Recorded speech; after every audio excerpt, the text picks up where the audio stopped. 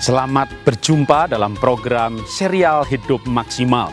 Hidup maksimal karena otaknya maksimal dan sumber inspirasi pelajarannya dari ilmunya Gerald Edelman, profesor yang mendapat hadiah Nobel tahun 2007.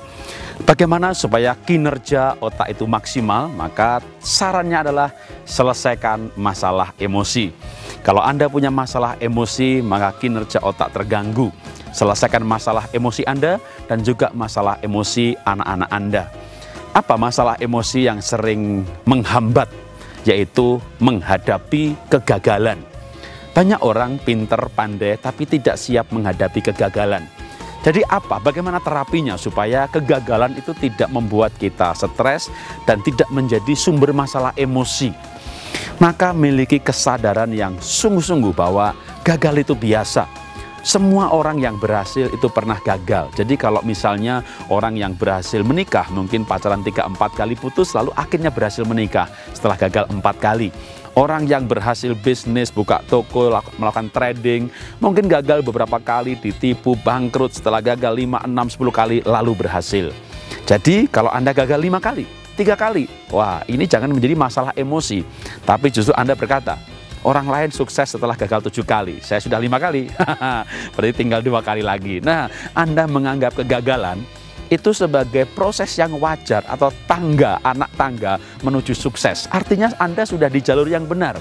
Sedikit lagi sukses. Itu salah satu pola pikir untuk mengatasi emosi karena kegagalan.